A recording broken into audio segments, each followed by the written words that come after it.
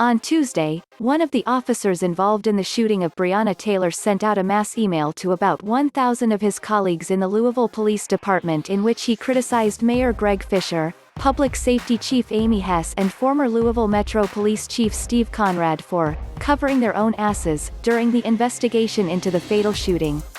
According to the Louisville Courier-Journal, Sergeant Jonathan Mattingly apologized to his colleagues and their families, writing, "Remember, you are just a pawn in the mayor's political game. I'm proof they do not care about you or your family, and you are replaceable.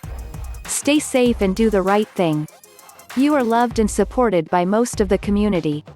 His mass email comes days before the results of an investigation into the shooting are expected to be released. The existence of the email was first reported by Vice News reporter Roberto Aram Ferdman.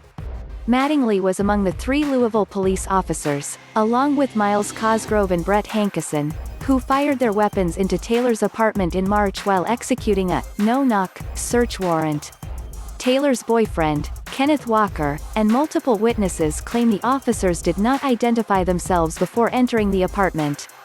Louisville PD has stood by their version of events, and in audio recordings obtained by NBC News in July, Mattingly claimed that he knocked for 45 seconds before entering Taylor's apartment, giving enough time for the average person, or even a disabled person, to answer.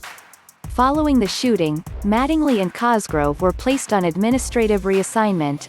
Hankison, who was fired by the department for blindly firing his weapon, is contesting the decision.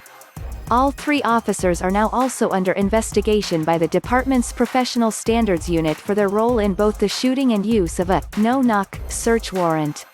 In his email, Mattingly also attacked anti-police brutality protesters who've been marching across the country since late March, writing, "None of these peaceful protesters are worth your career or freedom. The police," he added, "are now in a position that allows thugs to get in your face and yell, curse and degrade you." Mattingly's appeal to his fellow officers calls to mind Blue Bloods, America's Brotherhood of Police Officers, an essay in Vanity Fair's September issue. Author and sociologist Eve Ewing argued that the organization of policing is one that is loyal only to its own interests and self-preservation as a singular unit. In the Brotherhood, there is no such thing as wrongful police action, she wrote. A member of the Brotherhood cannot err any more than a dropped apple can fall toward the sky.